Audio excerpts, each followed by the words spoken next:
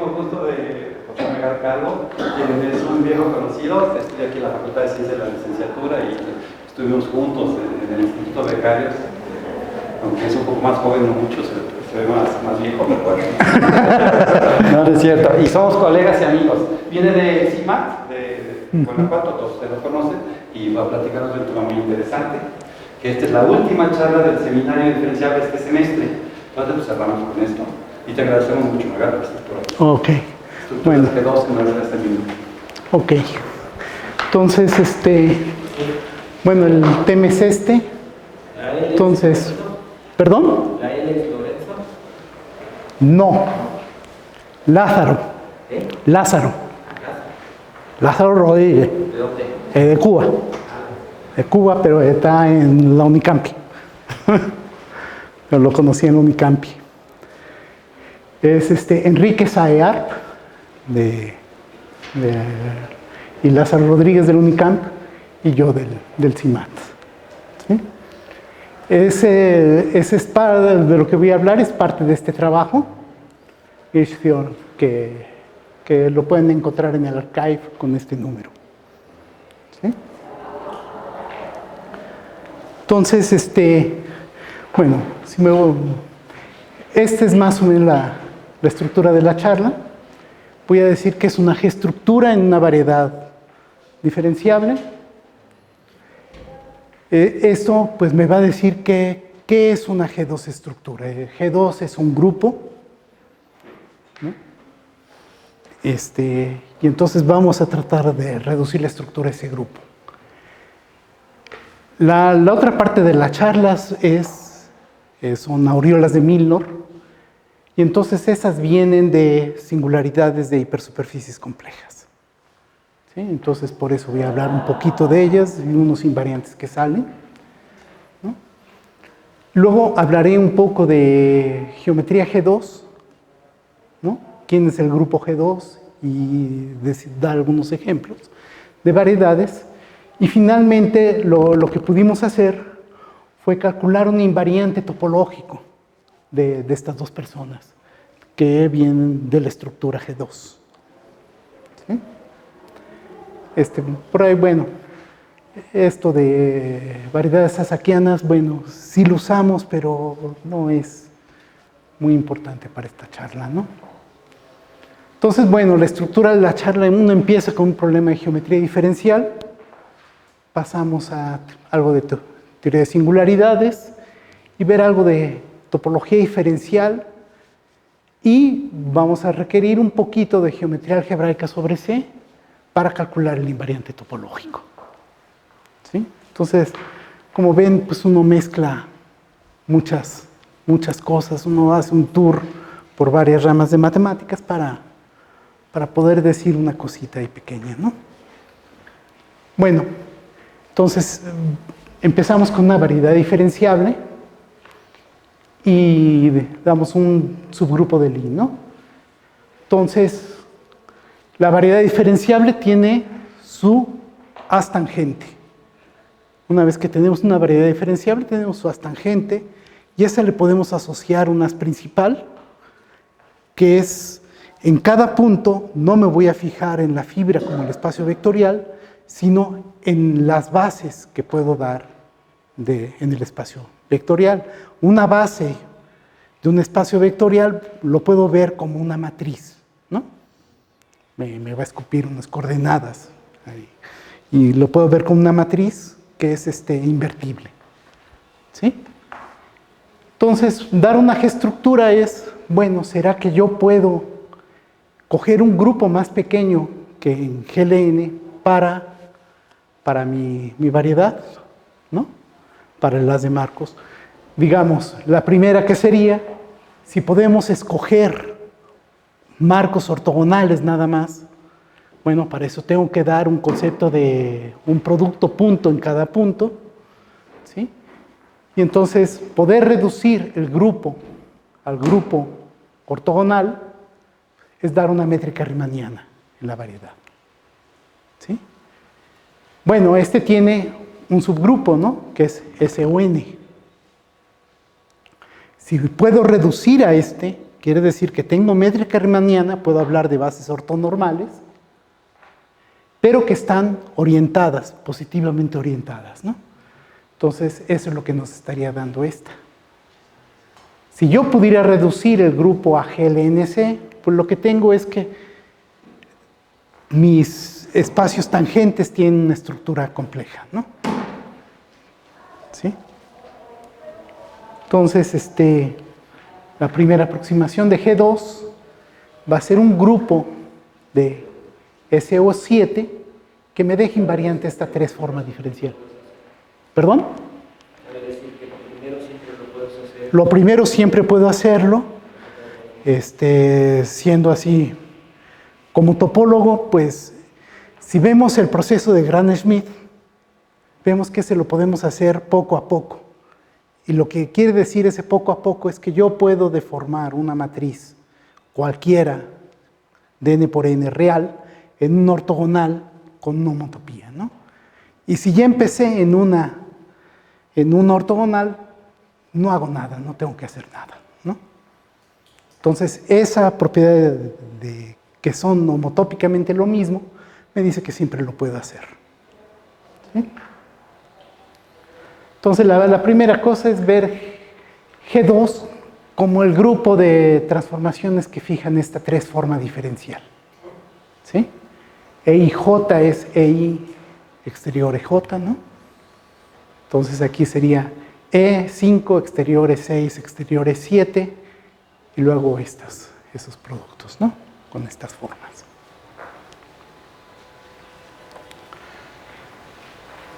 Entonces, bueno, muchas de las estructuras vienen de escoger algún tipo de geometría en los espacios tangentes, ¿no? Bueno, ahora voy a empezar con un poquito de teoría de singularidades de hipersuperficies en CN. Entonces, tengo un germen de función holomorfa con singularidad aislada. O sea, f en 0 vale 0, df en x vale 0, si solo si x es igual a 0, eso para alguna vecindad, ¿no? Entonces voy a denotar por v la preimagen intersectado con una pequeña bola. Y, bueno, el teorema es que existe un épsilon tal que este v intersecta a la esfera de radio épsilon transversalmente en una subvariedad, K. K es lo que se llama la aureola de Milnor, que es lisa y de dimensión real 2n-1. La bola cerrada la veo como con frontera, como S2n+1, ¿no? Esta es una esfera usual, ¿no? en Cn+1. O sea, la suma de zi al cuadrado, ¿no? Va a ser 1. Entonces, la estructura local es que vemos un cono. Este teorema me dice que es esta pareja de ver la bola con V es lo mismo que hacer el cono sobre K y hacer el cono, ¿sí? Entonces, la figura que siempre uno pone es la siguiente. Tengo aquí Cn+1. Me fijo en f a la menos 1 de 0. Cerca del 0, esta es una buena imagen. Tomo aquí la esfera. Es 2n+1. Y entonces esto sería acá, ¿no? Acá sería esta cosa lo voy a poner ¿sí se ve? O mejor en naranja, ¿no?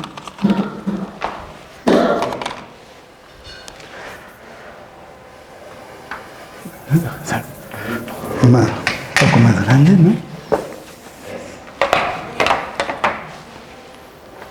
Entonces,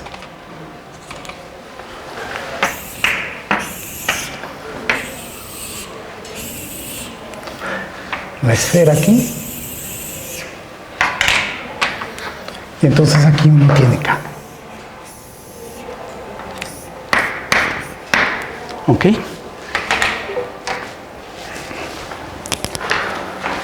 Y entonces lo que hacen, nos fijamos aquí en K y hacemos el cono. Entonces aquí el dibujo sugiere esta imagen, ¿no? Pero si me fijo en la bola, pues es el cono sobre la esfera. Y entonces lo puedo hacer por parejas. Tengo un homomorfismo de las parejas que me da esta estructura, ¿no? La segunda es el teorema de la fibración.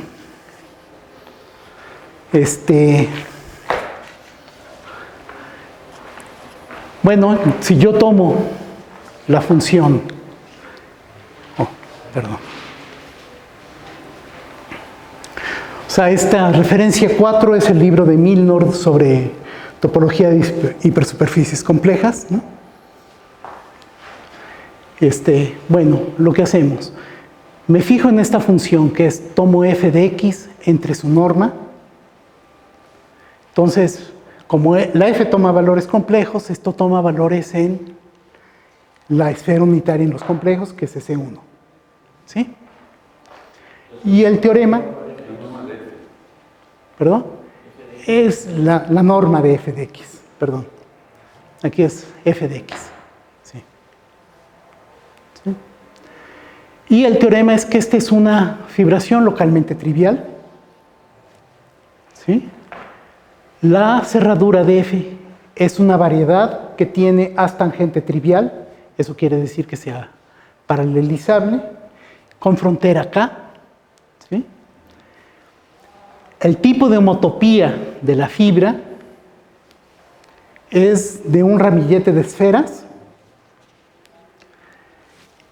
Y voy a decir que son mu esferas. Después voy a ver bien quién es este numerito, mu, que uno lo puede calcular fácilmente. ¿Sí? La otra cosa que puedo hacer es, me fijo en la bola, le quito la fibra singular, y entonces voy de C a C menos el 0. Y eso también es una fibración con fibra BC, ¿no? Y ambas fibraciones son equivalentes como fibraciones. O sea, puedo encontrar un homomorfismo de la esfera a la bola que me lleva fibras en fibras. ¿Sí? Entonces, es más fácil ver en esta figura esta fibración. Lo que yo voy a estar viendo es aquí. Esto sería mi BC para un C cercano de 0. Pero lo que me va a estar apareciendo aquí, pues es un género. ¿Sí? ¿Qué es lo que me está dando? Bueno, si le vemos el tipo de homotopía de esta cosa, en mi dibujo fue algo así, ¿verdad?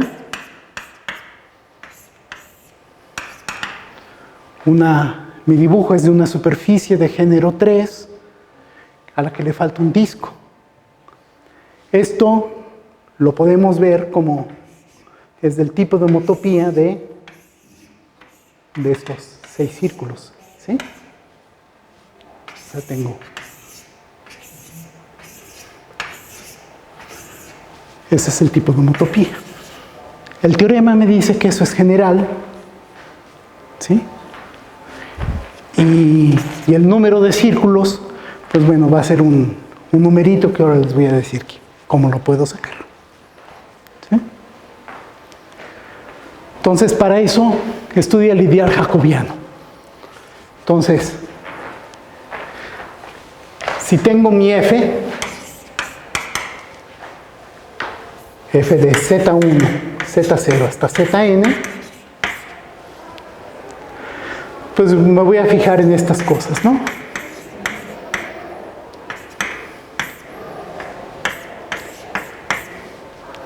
Y entonces esas funciones todas se anulan. Entonces ellas me generan un ideal. Pero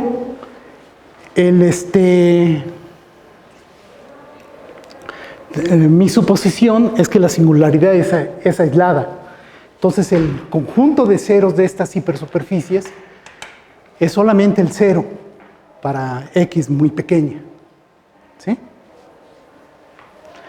Entonces, eso es lo mismo que decir,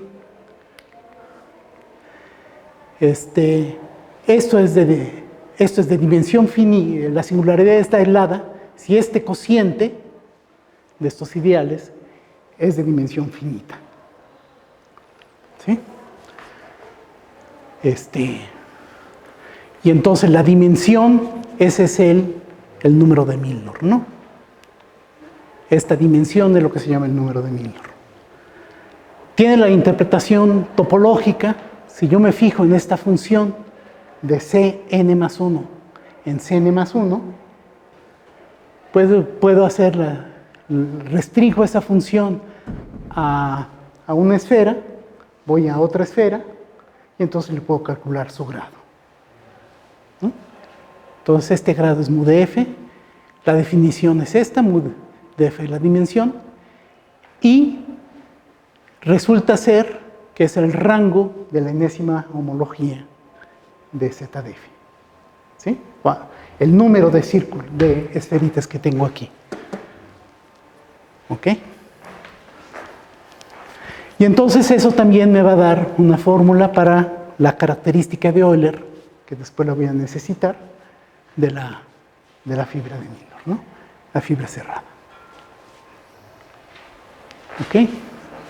Entonces, si yo empiezo con una función en dimensión 5, pues la aureola va a tener dimensión 7,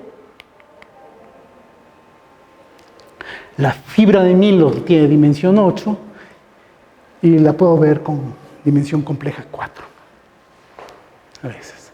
Y la otra cosa que va a aparecer, que era esta cosa que también sucede, ¿no? En el caso de dimensión 7 es que P1... ¿La F barra? Hay una F barra y una F, ¿no? Sí, tiene la F barra, la F barra, sí, la voy a estar viendo con frontera. ¿Sí? Entonces, bueno, aquí en esta figura también esto también lo puedo ver como K, ¿no? Eso va a ser diferenciablemente igual a K, ¿no? Entonces, esto es una de las cositas que necesito de singularidades. Entonces voy a empezar con polinomios homogéneos pesados, que va a ser donde vamos a sacar los ejemplos, ¿no? Bueno, polinomio... especial en el 5 y la dimensión de va a ser especial para G2, porque necesito una variedad de dimensión 7 que reduzca su grupo de estructura G2. Entonces, por eso va a ser importante en generar el 4 más 1, ¿no? ¿Sí? Entonces, bueno, son polinomios, pero que tienen este tipo de relación. ¿Sí? Escojo unos racionales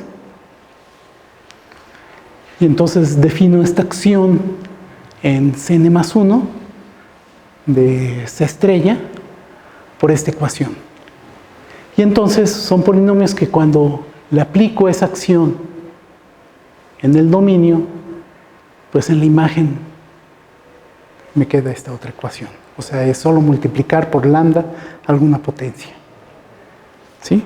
Un polinomio homogéneo usual, pues son los pesos, poner pesos todos iguales a 1. ¿Sí?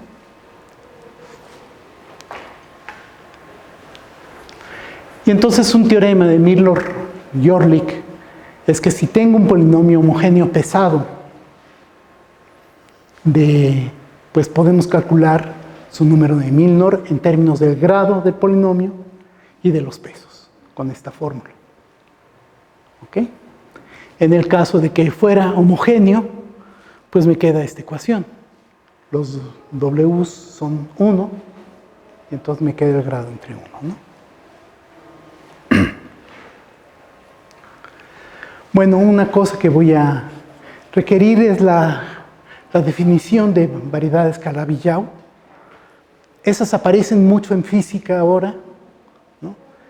Y es algo que hace interesante este tipo de trabajos, ¿no? Porque puede tener interés para los físicos. Entonces, como se define, es una variedad proyectiva, una variedad que vive en un espacio proyectivo, compleja. Para mí, cuando ponga aquí Pn, va a ser un espacio proyectivo complejo, siempre. Y entonces, lo que queremos es que su fibrado canónico, o sea, las n formas, es un fibrado trivial. ¿Sí? Es el trivial de rango 1. Una n variedad cuyo fibrado es 1, ¿no? Los ejemplos más simples que uno encuentra son estos, ¿no? Si tomo una hipersuperficie del proyectivo, ese está dado por estos son polinomios homogéneos de grado k en n+1 variables, y me estoy fijando en los ceros y quiero que sea liso fuera del origen. El origen, pues como es radial, siempre va a ser un punto singular, pero cuando toman un polinomio homogéneo siempre van a estar viendo el cero como esto, una especie de cono, pero si toman una carta afín, pues aquí sí puede ser algo liso. ¿Ok? Bueno, va a tener que ser una cosa más rara, porque no podría ser algo compacto ahí en un CN. ¿Ok? Entonces, bueno, para hipersuperficies de grado K, podemos calcular el haz canónico. Esta es la fórmula de adjunción que viene en cualquier libro de geometría compleja. ¿Sí? El Wells, Griffiths y Harris, ¿no? Y me queda esto. Si quiero que esto sea el trivial, o sea, K menos N menos 1 tiene que ser 0. Entonces, pues ya me quedan. Son hipersuperficies de grado n+1 en Pn+1. En Pn. ¿Ok? Entonces ahí tenemos muchos ejemplos de variedades Calabi-Yau. ¿Sí? Entonces, por definición, una variedad de Calabi-Yau es Keller, es proyectiva, el proyectivo es Keller, y entonces cualquier subvariedad de una compleja, de una variedad kelleriana, resulta ser kelleriana, y la forma de Keller es la restricción, pero tiene un volumen holomorfo. Esta forma local se puede extender a una forma global. Hay un volumen holomorfo que es no cero. ¿Sí? Y eso es lo que hace que la primera clase de Chern, que me dice qué tan complicado puede ser el haz tangente, bueno, al nivel de la primera clase de Chern es trivial. O sea, no hay mucha complejidad ahí. Va a tener complejidad en otros niveles, ¿no? Y eso, geométricamente, me dice que la curvatura de Ricci tiene que ser 0. La curvatura de Ricci toman la curvatura, sería el análogo a la curvatura media, ¿no? ¿Sí? Bueno, el ejemplo más básico, por lo que dije antes, pues si doy en P4 una quíntica, pues tengo una variedad Calabi-Yau. ¿Sí? Pero ahora déjenme verlo como esto. Esta es una función holomorfa de C4+1 en C. Tiene una singularidad aislada en el origen. Y entonces tengo su Aurelia de Milnor. Bueno, entonces tenemos esto, ¿no? Tengo K. A este K lo puedo enviar sobre Q, pero este está metido en P5, ¿sí?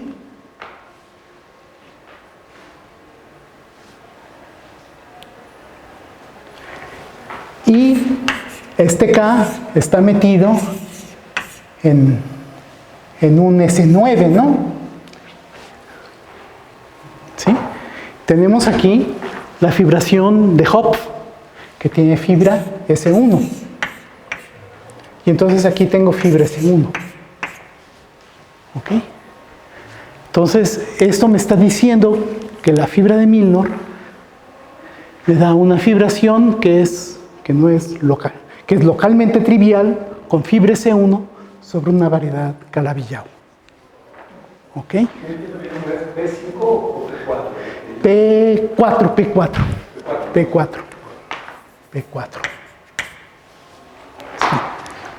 Sí, porque estoy en C5, ¿no? ¿Sí? El número de Milnor, ¿quién va a ser? Pues es D-1 a la quinta, que es este numerote. Y la fibra de Milnor la puedo interpretar como esto, como el nivel 1 de esto. ¿Sí? Y entonces su característica de Euler es esta. ¿Ok?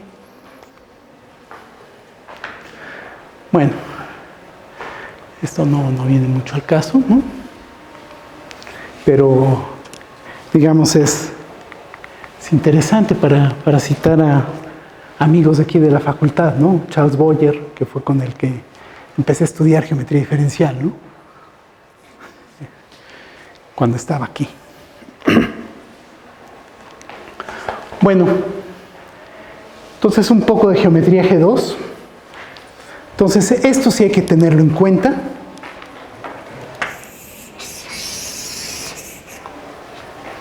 Y bueno, decía una cosa más, que la clase de Euler de ese fibrado, pues es la clase de Keller de B4, que es la clase de Keller aquí, restricta acá, y la levantamos con la proyección que tengo aquí de esta función, ¿no? ¿Sí? Entonces, bueno, R7,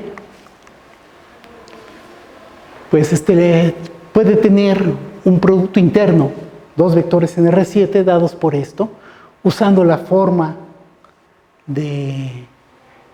que deja invariante G2. Entonces, tomo dos vectores y multiplico por el volumen. ¿Sí? Entonces hago un sexto, contraigo la forma con el primero, contraigo la forma con el segundo. Esto me da una dos forma, esto me da otra dos forma, exterior con una tres forma, me da una siete forma, entonces me da un número por una. ¿Sí? Y bueno, tenemos ese producto interno, ¿no? Y la definición de G2, el grupo que fija la forma, ¿no? Entonces, una variedad es G2, pues, vean, es una definición muy análoga a la de la estructura simpléctica, ¿sí? Que tiene una dos forma y esta dos forma global la pueden fijar con las coordenadas, ¿no? Que localmente siempre la dos forma canónica simpléctica. Pues aquí tengo la tres forma, esa localmente puedo mantener la forma, ¿sí? La que tenía el Fischer en R7. La estructura se dice calibrada si dφ es 0 y cocalibrada si la estrella de Hodge es cerrada. ¿Sí? La estrella de Hodge viene a ser esto. Cuando tenemos métrica riemanniana, K formas las podemos interpretar como n menos K formas. ¿Sí? Que me dicen, bueno, uno empieza con una base ortogonal, me fijo en las coordenadas de x y 1, de x y k, entonces tenemos coordenadas x1 hasta xn, ¿no? Entonces la estrella, pues va a ser de esto, va a ser igual a dxj1 exterior de x, j, n menos k. Y aquí voy a poner un numerito, ¿no? De acuerdo al signo de la permutación que me hace el 1 hasta n, al i1, ik, j1, jn menos k. ¿Sí? Entonces puedo identificar una forma con su estrella y eso es lo que nos va a dar, por ejemplo, la dualidad de Poincaré, cosas así, ¿no? ¿Sí? Entonces aquí 3 formas, pues las identifico con las 4 formas, ¿no? Y una pregunta, pero esta forma tiene algo que ver con la forma simplética que viene de la estructura Kähler de las variedades. Sí, sí, ahorita va a aparecer. Ahora que veas ¿sí? En general, la phi puede ser no cerrada o puede ser no cocerrada, ¿sí? En el caso en que sea cerrada y cocerrada, entonces la métrica va a tener holonomía, que es G2, si no va a estar propiamente contenido, ¿no? Ahí el primero de las primeras gentes que estudiaron eso aquí en México fue tu papá, Ramón Reyes, ¿no? Que su tesis doctoral es sobre el estudio de estructuras G2, ¿sí? Y empezó a dar la noción de instantón para este tipo de estructuras, ¿no? Cuando la forma es cerrada, no puede definir esa posición de Hodge para cambiarla por algo que sea cerrado y cocerrado. No. Así es, una o Sí, una, la otra y a veces las dos, ¿no? Los ejemplos que nosotros pudimos dar, resulta que ninguno es cerrado, pero sí resulta ser cocerrada, ¿sí? Entonces, lo malo es que la holonomía no se va a reducir a G2. ¿Ok? ¿Cómo lo veis? Lo malo es que no se va a reducir la holonomía no se va a reducir a G2, ¿no? Va a ser un subgrupo propio, ¿sí? Entonces, el primer ejemplo, el ejemplo principal es empezamos con una Calabi-Yau y tomamos el producto riemanniano de una Calabi-Yau con S1. Como es riemanniano, las dos son Ricci-flat, ¿no? Son planas, no tienen curvatura de Ricci, ¿no? Y la fórmula queda así. La omega es la clase de Kähler de la K2. Ahí está, ¿no? ¿Sí? Por dt.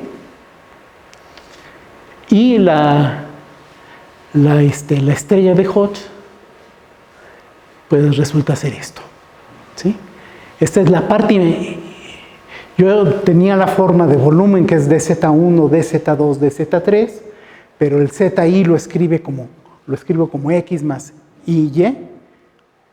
Y entonces escribimos esa cosa en parte real, parte imaginaria, entonces eso me define una 3 forma en xy, en xy en vez de solo verla en z, ¿no? ¿Sí? La métrica inducida es el producto riemanniano, que es la métrica que trae la variedad de Calabi-Yau, ¿no? Y en ese caso la holonomía resulta ser SU3, que está propiamente contenido, ¿no? Entonces, para la aureola podemos hacer lo mismo. Vean, el d-teta, este es el elemento de ángulo en las fibras, hace el papel del dt, ¿sí? Y es esencialmente la clase de Euler de esta fibración. ¿Ok? Entonces, bueno. La parte real, la de Sí, parte real del volumen. porque eso no es una cosa rara. Y hicimos la cuenta de esto y vemos que no es cerrado, pero sí. Este sí es cocerrado. Hay que hacer el cálculo. Es que la B es... Es un... Sí, el problema va a estar aquí. Que no le estoy bien, no estoy haciendo el D holomorfo, sino, ¿sí? ¿Sí? El problema está con la D aquí. Bueno, en variedades de dimensión 4n tenemos esta forma bilineal que escojo una 2n forma, otra 2n forma. Si hago su producto exterior, obtengo una 4n forma y las integro.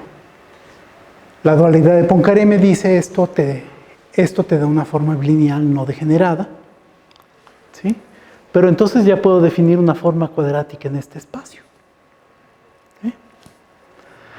Esta la puedo diagonalizar usando el teorema de Sylvester. Y entonces me queda, tengo una parte con unos y una parte con menos unos. ¿No? Entonces la asignatura es la diferencia de los más con los menos, o ¿cómo se define más usualmente, Santiago? ¿Es así o...? ¿Sí? Bueno. Y es un invariante topológico es más bien un invariante de la estructura diferenciable, ¿no? ¿Sí? Que esto depende de las clases unas clases características del tangente de la variedad, ¿no? Vean, aquí estoy usando una variedad diferenciable, no me estoy metiendo no me estoy complicando con quitar estructura, ¿no? Esto de hecho se define en la... ¿Qué? Ajá. Ok. Bueno.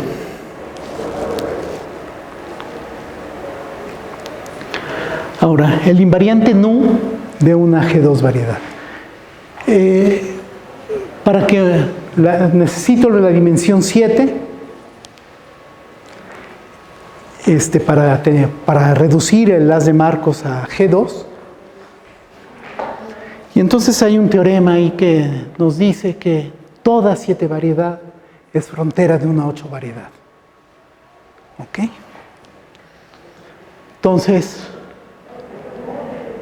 como M es G2, uno puede escoger una 8 variedad que bordea a la 7 variedad, o sea, una cofrontera, pero cuyo haz de Marcos se reduzca a este grupo. ¿Sí? Y entonces el nu invariante de Congruel-Nordström es esto. Es la característica de Euler de W menos 3 veces la asignatura. ¿Sí? Para calcular eso, ¿qué tienen? Bueno, tienen su variedad, pues hay que encontrar una W ad hoc donde puedan hacer esa cuenta. ¿Sí? Lo que uno debe de demostrar es que pues no depende de las elecciones que uno hace. Que si encuentra otra W', entonces me va a dar este mismo numerito. ¿Sí? Este número es análogo al que encuentra Milnor para las 7 esferas con diferentes estructuras diferenciables. ¿Sí? Él usa la asignatura solo depende de la primera y segunda clase de Pontryagin, y entonces esencialmente lo que hace Milnor es ver como un residuo de la segunda clase de Pontryagin que no existe, pero existe como una especie de residuo en la 7 variedad. Entonces esto es algo análogo. Hay otro invariante también de Crongrave-Nordström para G2 estructuras que tiene que ver con otro invariante de Milnor y Kuiper. Muy parecido. Y es equivalente en este caso. Con el que ellos pueden contar cuántas esferas diferenciables existen efectivamente. Diferentes, ¿no? En dimensión 7. Entonces es la característica de Euler y la asignatura. Entonces, bueno, si yo empiezo con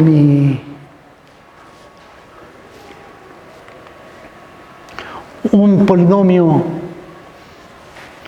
si empiezo con la quíntica, por ejemplo, tengo una variedad Calabi-Yau, y lo que tenemos es que el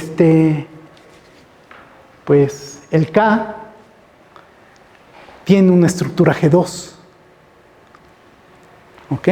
Entonces le podría calcular, en principio, el invariante Kroll-Green-Nordström en ese caso, ¿no? ¿Sí? Pudimos hacer una cosa un poco más general. Entonces,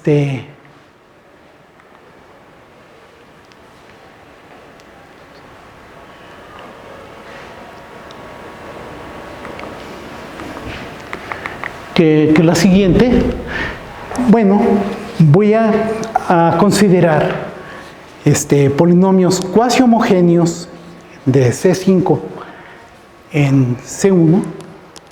Entonces, en vez de tener un polinomio homogéneo, voy a caer aquí a un polinomio homogéneo pesado. Pero lo que yo quiero aquí es que este sea un Calabi-Yau.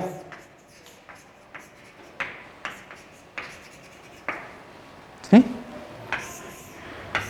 Eso, nosotros no lo encontramos, pero hay unos físicos, Philip Candelas y otros más, que tienen muchos ejemplos de estos. ¿Sí?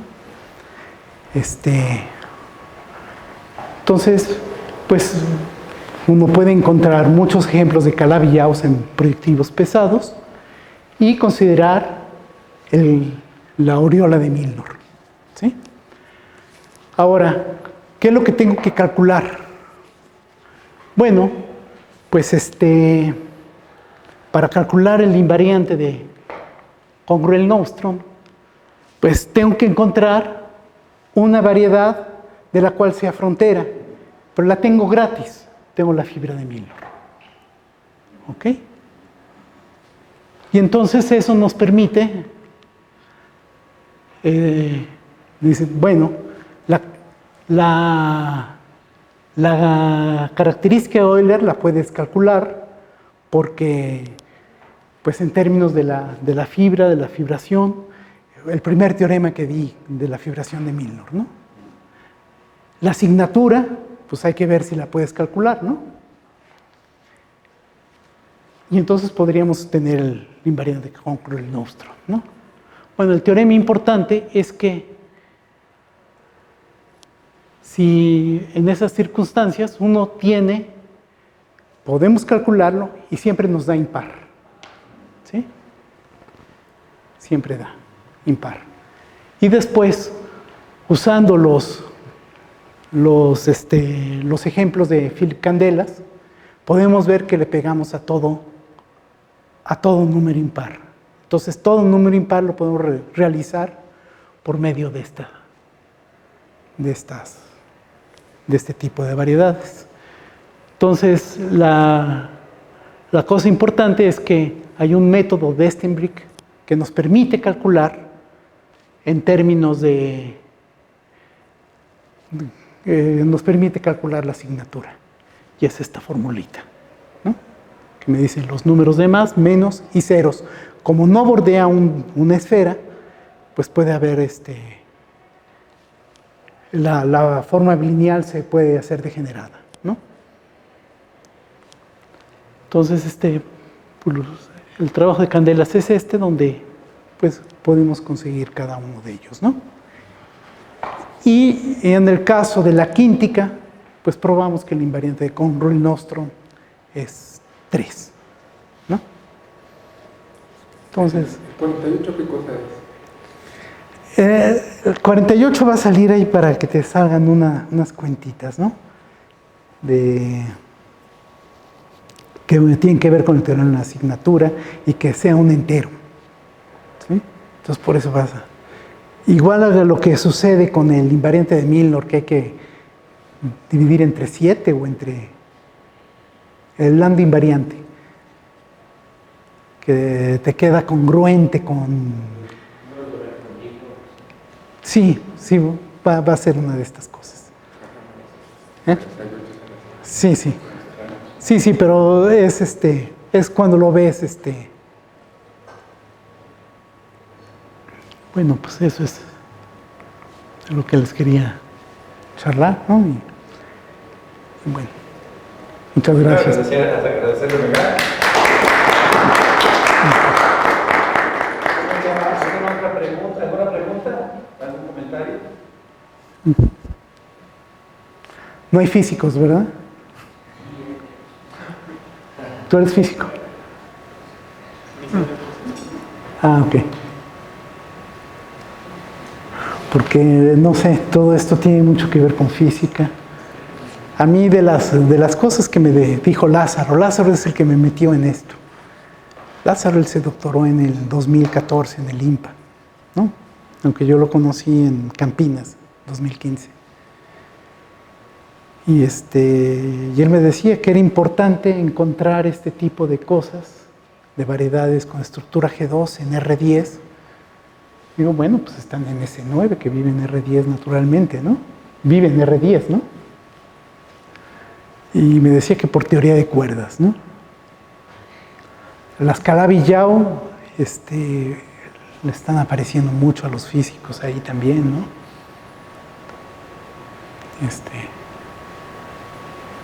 A mí me decían que tienen que ver con eso, de que uno se puede mover más rápido de la luz sin violar la relatividad de Einstein, y que ahí vienen las Calabi-Yau, ¿no? No sé si será un tipo de planchas de surf para subirnos en una onda del espacio-tiempo, ¿no? Que nos permite ir más rápido, ¿no?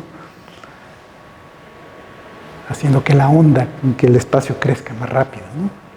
Que lo que puede crecer más rápido, no uno viajar, ¿no? Entonces, pues no sé. Una preguntita más, la forma cuadrática esta que presentaste, ¿qué papel juega en todo el cálculo del invariante? Pues es el invariante que parece, ¿no? Pues es el mismo invariante. Es el mismo invariante, sí. Lo que hiciste fue calcularlo con esos métodos. Claro, claro.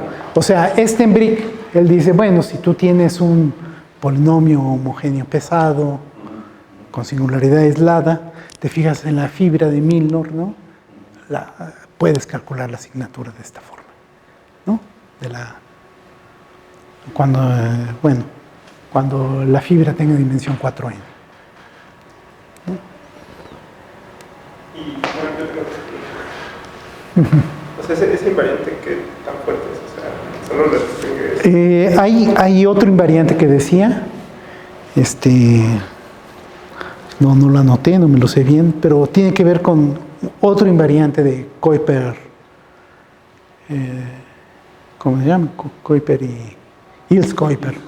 Sí, con ese, haz de cuenta, calcularle aquí el invariante de Ilse-Kuiper a esto, ¿no? Que en este caso sería muy bueno, porque estos dos invariantes son los únicos dos invariantes, determinarían la estructura del G2, ¿no? Entonces, una de las cosas que pues sí quedarían por hacer aquí es calcular el segundo invariante. Y para eso sería muy bueno calcular, por ejemplo, las clases de Pontryagin de la fibra de Milnor. Eso yo creo que está hecho, ¿no? Pero yo creo que se puede hacer, ¿no? O sea, veo la fibra de Milnor como la parte compleja, la veo metida en un proyectivo, y entonces ahí puedo calcular clases de Chern y de ahí las clases de Pontryagin, ¿no? Y entonces podría calcular el invariante de Ilse-Kuiper, ¿no? O sea, el invariante es pues hay que usar un polinomio especial, ¿no? En las clases de Pontryagin. El A invariante, que viene del teorema de Atiyah-Singer, ¿no? Y bueno, acabo de ver una conferencia de Donaldson de hace como 3 años. Ajá. Enrique fue estudiante de Donaldson. Bueno, pero el punto es que creo que sí menciona que están todavía buscando como la forma de hacer la monogenia de Floer de estos instantáneos, pero Ajá. esperar como que los tiene. ¿Tú crees que en esto? Hijo, no sé. No sé. Es pues la segunda parte del paper, ¿no? Cuando hacemos algo de Gauge Theory ahí, ¿no? Entonces sí,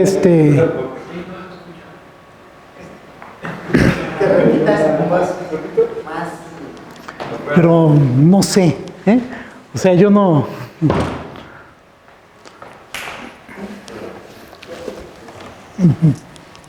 No entiendo esas cosas. Empezaste con la química. Sí, ¿Esos son Calabi-Yau? sí, quínticas en P4 son Calabi-Yau. ¿Sí? ¿Más dimensión? En más dimensión, hipersuperficies de grado n+1 en dimensión n. Esas siempre te dan, ¿no? O sea, si se fijan, una cúbica en el plano, eso lo que nos da es un toro que tiene tangente trivial, ¿no? Y el dual del tangente es el de 1 formas, es trivial, ¿no?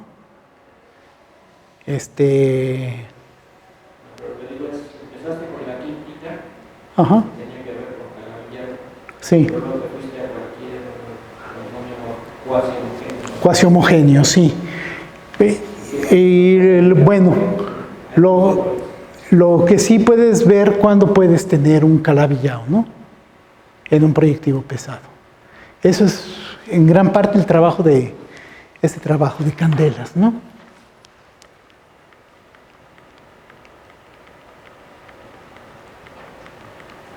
¿Eso sí se sabe? Sí, aquí ellos encuentran muchas Calabi-Yaus en P4 pesados. ¿Sí? Y entonces, de ver su lista, vemos que podemos escoger para cada impar al menos un ejemplo de ellos, ¿no? ¿Sí? Y no los, no. Homogéneo tiene que ser el grado 5, sí. Aquí puede ser, sí, es arbitrario, ¿no? Y tenemos una tablita en muchos de estos, ¿no?